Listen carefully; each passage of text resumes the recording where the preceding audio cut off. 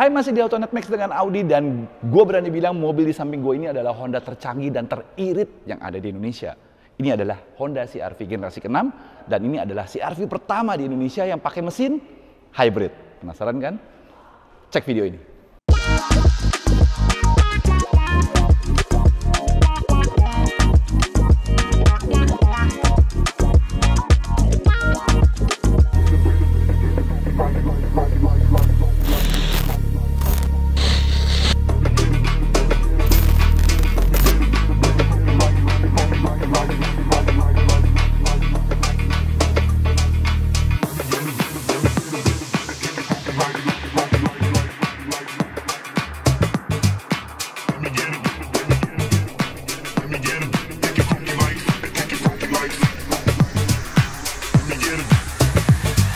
Langsung kita bahas yang paling menarik dari si CR-V generasi ke-6 ini adalah ini loh. Ini adalah CR-V pertama yang pakai mesin hybrid.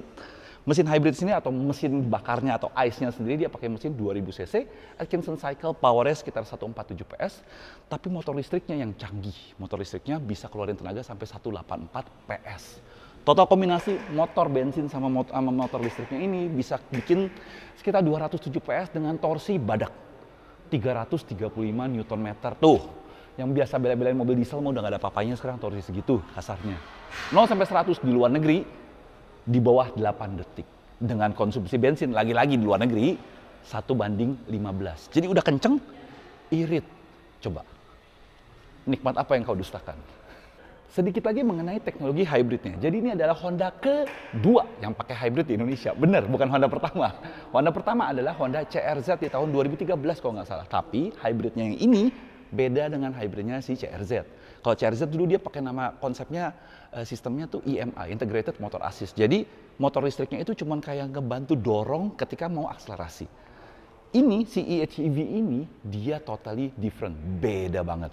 Karena basicnya mobil ini bergerak dengan menggunakan motor listrik. Motor bensin atau mesin bensinnya dia bertugas untuk membantu ketika baterainya sudah habis, bertindak sebagai generator, atau untuk membantu akselerasi, bantuin motor listriknya untuk melaju.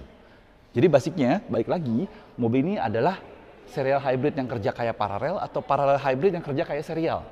Kalian putusin sendiri. Nah, sebelum gue tutup kap mesinnya, mobil ini dilengkapi dengan baterai berukuran 1,06 kWh. Dan lucunya lagi, ini nggak kayak Honda, rapi, udah pakai hidrolik. Jadi mobil ini sekarang buatan negeri Sawadikap, alias buatan Thailand. Kita bahas eksteriornya.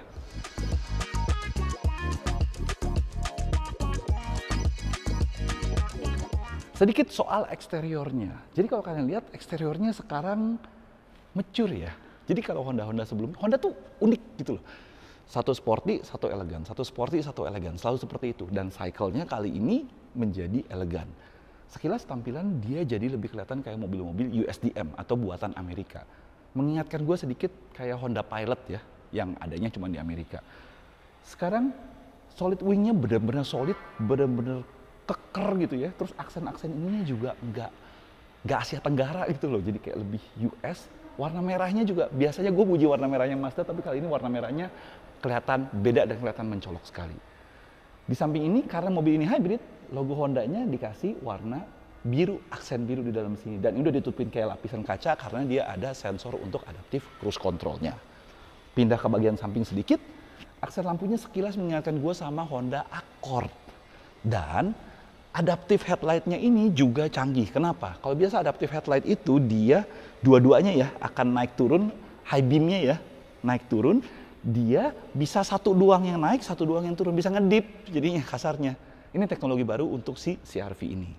Lampu tentu saja sudah full LED, aksen-aksennya juga sudah bagus dan di sini tetap ada proyektor. Karena seperti tadi gue bilang, dia punya adaptive headlight dan dia punya cornering light di sebelah sini. Jadi kalau setir dibelokin, lampu sini akan nyala ngasih penerangan ke sisi yang gelap yang kita akan tuju.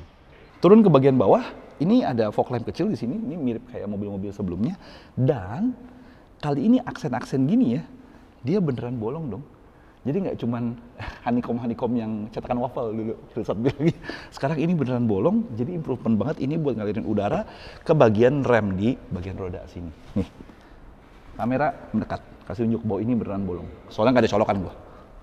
Sekarang kita ke bagian sampingnya, dan kalau kalian lihat referensi gua ke Honda Pilot nggak sepenuhnya salah, karena ini CR-V pertama yang panjangnya 4,7 meter. Kalian lihat stance-nya sih bagus, dia kelihatan panjang, tapi dia kelihatan pendek, tapi masih punya ground clearance yang bagus. Dan kalau kalian lihat di sini, aksennya USDM banget. Kenapa? Dia punya side markers kayak di sini loh tuh, kayak mata kucingnya di samping sini, dan ini sewarna body. Oh iya, satu info tambahan lagi, mobil ini datang dalam 2 varian. Si trim RS ini dia pakai eHEV alias mesin hybrid, tapi nanti ada yang pakai mesin 1,5 turbo kayak generasi sebelumnya. Dan yang pakai mesin 1,5 turbo itu 7-seater konfigurasinya. Hybridnya 5-seater. Kenapa? Why gitu kan? Karena kalau kalian lihat nanti, kita lihat di bagian belakangnya, itu buat kursi tambahannya itu ketutupan sama baterai. Ya, baterainya ditaruh di bagian belakang.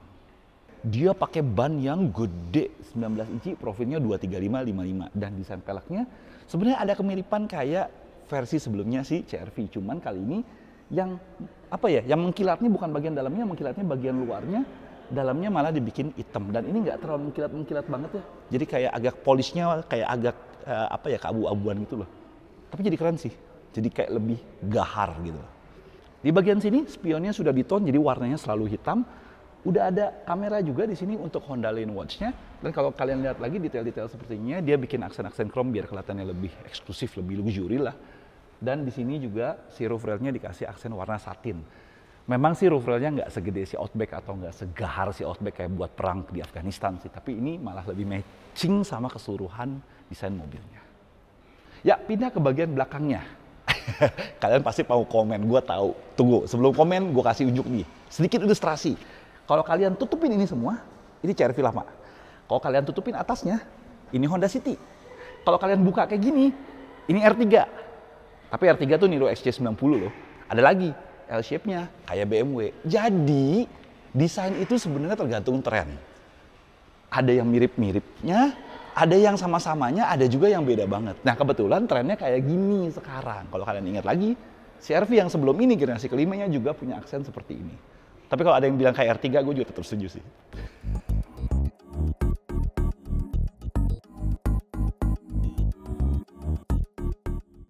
Pindah ke bagian sebelah belakangnya sini. Kalau kalian lihat ya, ini spoilernya dikasih aksen hitam, piano black gitu loh, gloss gitu. Cakep, termasuk sampai shark fin antenanya juga dikasih piano black. Turun ke sini, ya dia udah pakai defogger lah.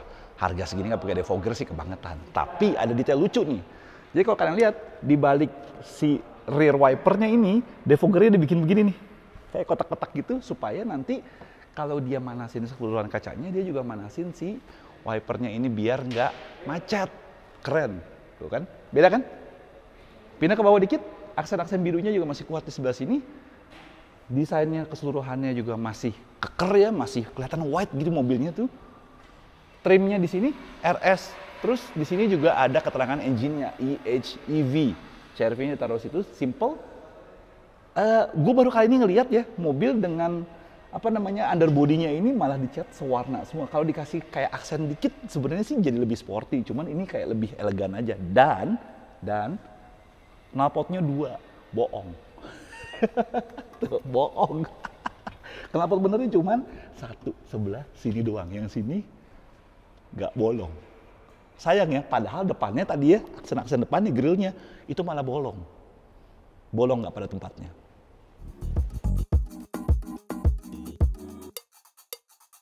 Sebelum kita buka pintunya, kita lihat bagasinya, mobil ini juga sudah dilengkapi dengan rear fog lamp. Ini mengingatkan gue sama dulu BM gue atau Ford Fiesta gue. Lampu fog lampnya, rear fog lamp ini cuma 1, entah di kiri atau di kanan. Jarang banget ada yang di tengah, jarang. Jadi ini kelihatan banget nih mobil USDM banget, atau Europe banget. Sebelum kita buka, kuncinya dapat 3. Kunci utama, kunci cadangan, kunci kartu. Dan ini pembukaannya sudah contactless atau tinggal tendang. Langsung kebuka. Set, gua kantongin dulu ya biar gampang ya. Kita lihat bagasinya gede banget. Jadi ini karena ini versi 5-seater dan ini hybrid, otomatis baterainya yang ukurannya 1,06 kWh itu ditaruh di bagian sini. Dan karena ditaruh di bagian sini, dia harus naruh kayak struktur ya. Jadi ada penguat lagi di atasnya sini, supaya baterainya nggak ketekan-ketekan. Jadi kalian naruh barang ke atas ini, nggak bakal mengganggu baterainya. Di sini masih bisa dibuka, sedikit ada apa namanya ya, tire kit. Di sini nggak ada ban cadangan ya, karena dia pakai tire kit aja. Itu bisa di flat, dibuka ke sana, tapi flatnya flat dari sisi itu doang ya, karena dia nggak ada cegokan naik gitu loh. Biarpun beberapa detail-detail kayak 12 volt di sebelah sini, terus ada beberapa hook-hook di sebelah sini, itu masih ada, cukup buat ngatur fleksibilitas barang-barang kalian. Tonneau cover kebetulan yang di sebelah sini nggak disediain, tapi kalau gue ngeliat ini harusnya ada tonneau cover, di sini ada mountingan, dan sini juga ada cegokan untuk tonneau covernya sebelah sini. Ada satu feature lagi yang menarik, ini tombol buat tutupnya ya, kalian bisa tahan untuk nentuin ketinggiannya, dan di sini ada satu tombol lagi, walk away closing. Jadi cukup pencet sampai hijau, kalian tinggalin, ini akan ketutup.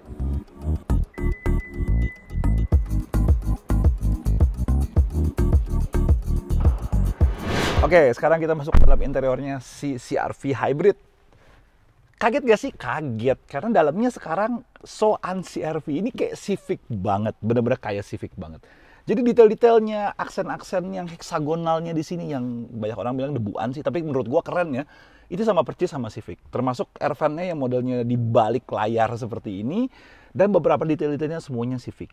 Dan gue berani bilang juga, mobil ini adalah CR-V pertama yang tombol atau tuas transmisinya letaknya di bawah. Biasanya CR-V itu letaknya paling kagak di atas dashboard gitu, dimiringin, atau bahkan generasi-generasi awal di steering column. Tapi ini letaknya di tunnel yang di bawah sini, kayak sedan jadinya. Tambahan sedikit, dia ada mode B untuk maksimalisasi brakingnya. Jadi braking dan baterai katanya ya istilahnya. Jadi di mode B ini deselerasi akan jauh lebih kerasa dan regeneratifnya akan jauh lebih cepat mengisi baterai. Gunanya kalau lagi turunan, kalian bisa kayak lebih mengontrol mobil ini dan baterai akan lebih cepat terisi penuh. Baik lagi, desainnya gue suka, cuman ada cumannya. Baik lagi, pemilihan materialnya biarpun dia sudah soft touch ya, banyak soft touchnya, kayak masih kurang gimana gitu, terutama beberapa build quality atau finishingnya. Contoh, di sini ini masih kriat-kriat nih, tuh masih goyang-goyang. Harusnya ini bisa lebih solid dan harusnya kelihatan lebih premium, lebih wah. Mengingat mobil ini sekarang levelnya udah mahal atau udah tinggi banget sebenarnya. Tapi di balik itu, beberapa tombol-tombol masih sama persis dengan Civic. Di sini kita masih bisa menemukan settingan untuk memori, untuk kursi. Jadi kursinya pengaturannya lumayan lengkap banget. Di sini udah ada naik turun, lambar supportnya juga sudah ada, pengaturan memori sudah ada, dan ini sudah dilengkapi dengan easy entry. Jadi begitu kalian buka pintu, kursinya akan mundur untuk ngasih kalian akses lebih mudah ke dalam mobilnya. Ditambah lagi, setirnya juga enak ya dipegangnya, dia udah leather, dikasih red stitching juga. Patternnya tuh apa namanya ya, konsisten dengan si kursinya. Tombol-tombol seperti adaptive cruise control, volume, voice command dan segala macamnya ini sudah ada semua di sini. Ditambah ada dua pedal di sini plus minus untuk mengatur bukan gearbox, bukan transmisi, karena dia mengatur regeneratif brakingnya. Jadinya kalau kalian ingin mobilnya deselerasinya lebih kerasa, gitu nahan gitu, kalian bisa naikin regeneration rate-nya lah istilahnya. Karena baik lagi mobil ini pada dasarnya digerakkan oleh motor listrik. Trim-trim untuk kemewahannya juga sebenarnya cukup konsisten. Dia banyak pakai aksen-aksen piano black di kayak list-listnya seperti ini. Terus juga dia ada aksen kayak brush aluminium yang warnanya agak gelap ya, cakep ya. Di sebelah sini juga konsisten dan dia kasih kayak ambient lighting gitu warna putih untuk kasih kesan elegan keseluruhan si mobil ini. Pindah ke bagian sini, dia sudah dilengkapi dengan instrumen cluster yang full digital, full TFT, ukurannya 10,2 inci. Sedangkan head unitnya pindah, ini 9 inci. Jadi head unitnya lebih kecil daripada si instrumen clusternya. Tampilannya kayak gimana? Kayak gini. Ya kalian lihat ini full digital ya. Memang ada beberapa aksen-aksen dikit di pinggirannya yang nggak full digital, ya cuma kayak lampu-lampu doang. Resolusinya lumayan, tapi jujur aja gue berharap resolusinya bisa sedikit lebih crisp, lebih tajam gitu ya layarnya. Di sini masih resolusi agak kurang, tapi informasinya displaynya lumayan banyak. Jadi lengkap. Kursinya didudukin apa kagaknya, seatbeltnya pasang kagaknya, ikonnya, drive mode-nya segala macam kalian bisa pilih juga di sebelah sini. Terus nanti status audio, powernya berapa persentasenya, kecepatannya juga berapa, speednya juga berapa, cruise controlnya apa kagaknya, semuanya bisa kalian lihat dari sini. Oh ya, sebelum gue pindah ke bagian sini, speakernya sudah Bose, tuh.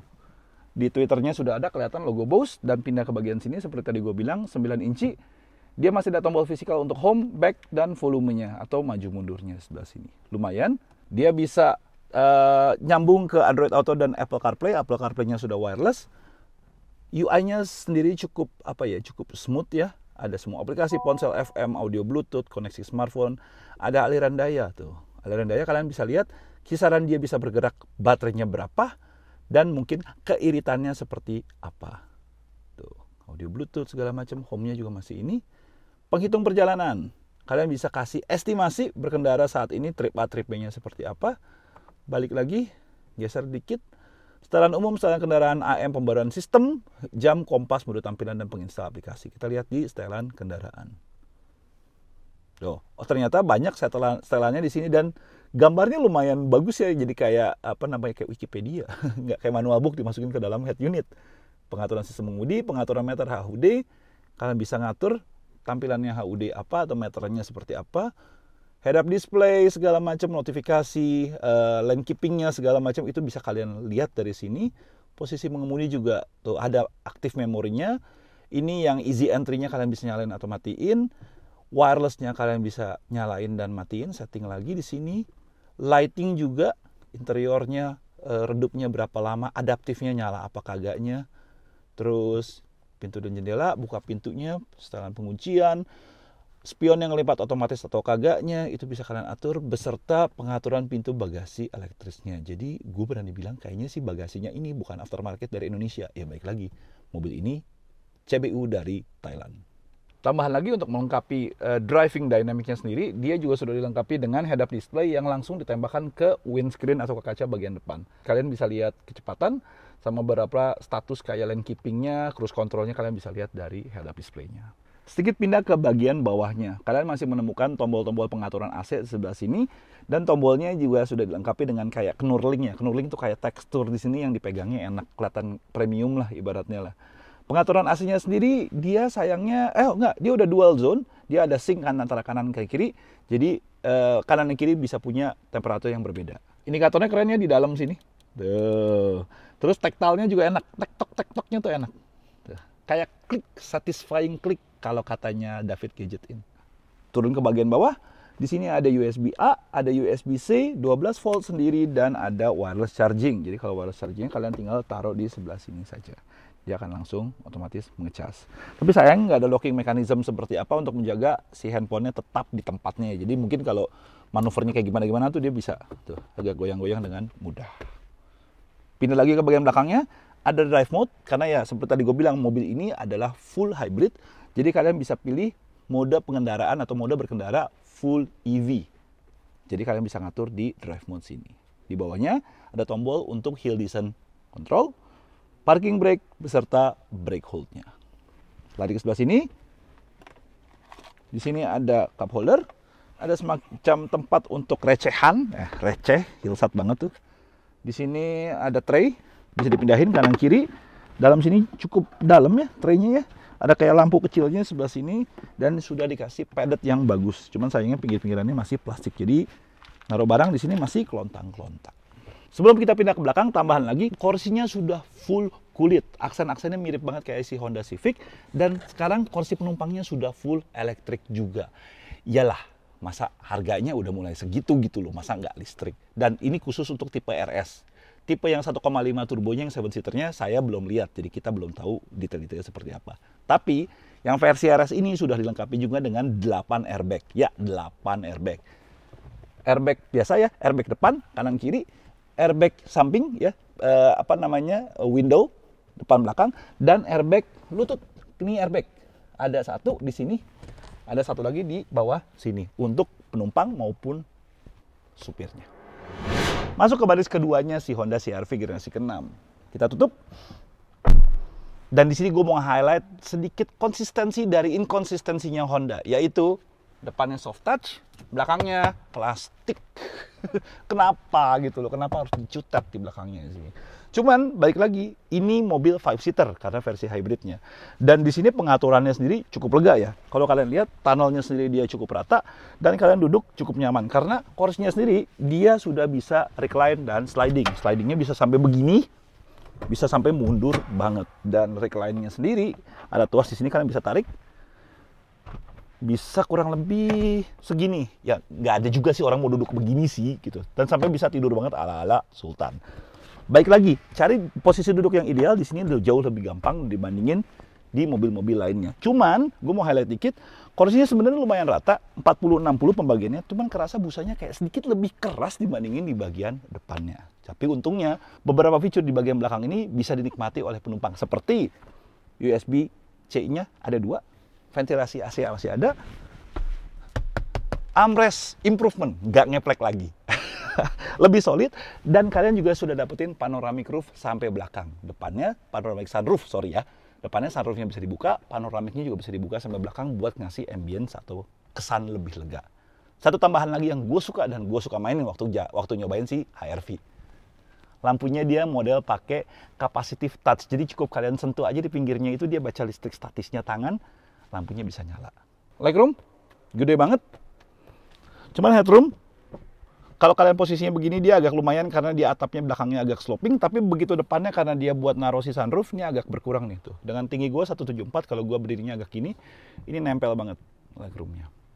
Tapi headroomnya, sorry bukan legroomnya, headroomnya agak nempel banget. Tapi mobilnya sendiri, kalau gue lihat kelihatannya lebih pipih dan lebih lebar, stance-nya jadi lebih bagus.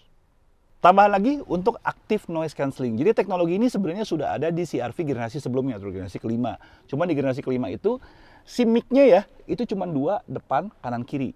Di generasi ke-6 ini, dia tambahinnya di depan, ditambahin lagi 1 mic di bagian belakangnya. Jadi gunanya adalah, dia akan mengeliminasi suara-suara yang datang dari luar, sehingga kabinnya itu jadi lebih hening. Jadi kayak gelombangnya kayak ditabrakin gitu, jadi kita nggak dengar.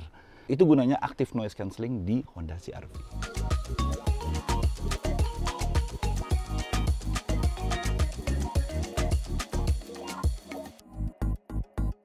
Oke, sebelum kita masuk kesimpulan, si CR-V terbaru ini juga sudah dilengkapi dengan Honda Connect. Jadi, mobilnya sudah dilengkapi dengan sistem yang membuat kalian bisa memantau berbagai macam fitur status, geofencing segala macam itu melalui HP kalian.